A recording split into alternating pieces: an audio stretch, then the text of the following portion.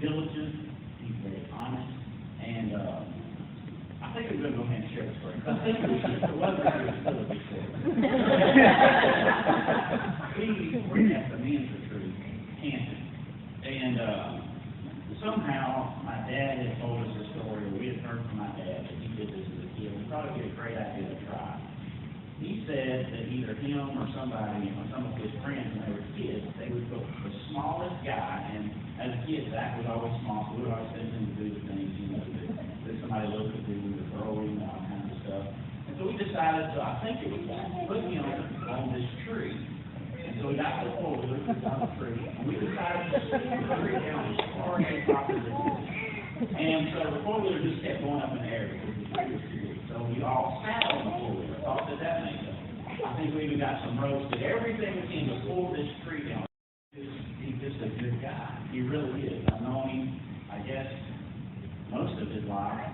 Was probably closest to him, I think, he was probably around 16, 17 years old. And I can honestly say that I tried to really, I really did try to think, I cannot think of one person in all those years that does something like that. I can't think of any enemy he had. Everybody likes that. And he was a lot of fun. He was always very loyal. He was always a buddy. And anytime we went anywhere as a youth or anything, he was just a joy to people. And when he got a little older, he worked with me, he was a monitor, he was a tremendous worker. He never complained. He was just all around just a good person. And I think that in today's age, it's hard to say that, especially it seems like the more you get to know somebody, you start picking out these little things. Honestly, I couldn't think of anything bad. She had a poem that she found that she wanted to dedicate to Zac and Dahena, but she didn't feel like she could read it. And so we asked her to read it for her. So Quentin, you're going to actually read it for Sister Judy. This is from her heart.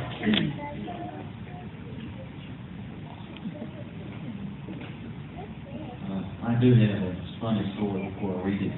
18, 20 years ago, there was a point where Sister Kristen and Brother Zac could have been very, very profitable to Sister Sandy and Brother Charles and Sister Julie, because everyone remembers when you would put them in a tuxedo, they would look like the cutest little bride and groom. And 18 years ago, when I got married, me and Christy, as he calls her Aunt Christy, Brother Zac was the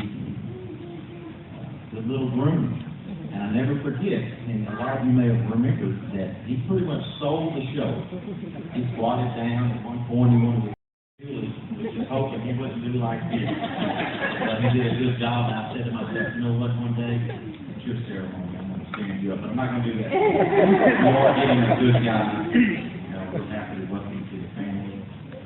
Sister Diana, we'll call you that because pretty soon you will be that. So we want to welcome you. But from your future mother-in-law, we want to welcome you to our family. I wanted to tell you on this day how much you mean to me and welcome you with open arms into our family.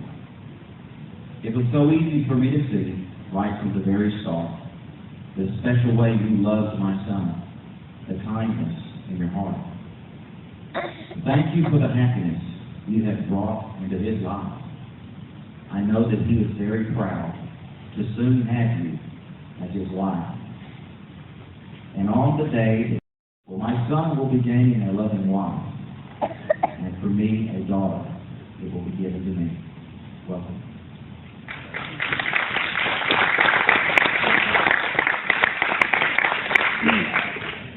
All right. Well, it's a wonderful thing. Beautiful. And I'd like for Zac and Dahena to come and stand here and we're just going to share some things. We're not going to be able to be a part of the actual wedding ceremony that will be happening, and it won't be really in this type of environment. So I think it was so nice of Sister Julie and Brother Charles to make it possible for all of us to get to share this moment with them. And even though it's going to be in a few days before the real moment happens, I thought it'd be good to just kind of share some things that I always like to share when we have the opportunity. So in a few days, Zac, and you're making life's second most important decision, and that is choosing a companion for life. And so the most important decision, of course, is where we're going to spend eternity. But Marriage is what we choose to make it. But a successful marriage requires both of you falling in love many times for the same person. And to speak to it, it's not about you finding someone to make you happy, but it's really finding someone that you can make happy. And marriage is more about finding the right person and being the right person, not finding the right person. And marriage is a lifelong commitment, because in a few days you're going to tie not with your toes and then tie with your feet. Because this is death do us part. And so in a few days you're going to be setting sail, and hopefully that you will let God be a part of that trip, because it's my prayer that you will let Him take the our is the Word, our happiness, our home, our future, and most important, our God. Now, the cornerstone of every good marriage is love, because love never fails. Love suffers not, love is kind, love does not behave itself unseemly, love seeks not her own, is not easily provoked, thinketh no evil, love rejoices in truth, beareth all things, believeth all things, and endureth all things. And so love will never fail. And so, in talking of a few days, having spoken each other the painful life, this is one of my hands, and have a word of prayer. Blessings. We appreciate you today. We thank you for this wonderful privilege of you together with this couple, that in a few days you're going to be joined together as a holy man.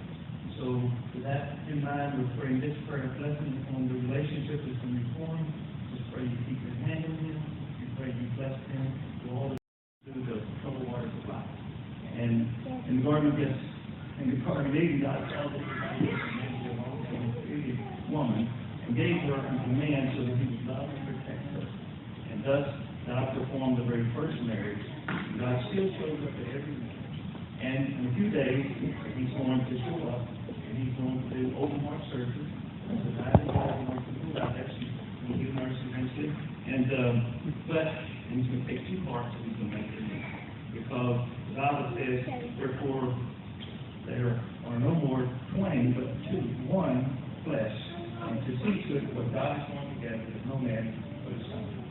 So, it's been said there are 12 words that hold a marriage together. And they are, I'm wrong, I'm sorry, please forgive me, and of course there is one word above all other words that makes marriage. Pray your strength to it, pray your blessing to it, pray that you'll prosper, pray that you'll get in good health, and pray that you'll give in an enduring relationship. Ask all your blessings on Jesus. God bless you. Hopefully in a few days, we'll hear all the rest of your news. God bless you.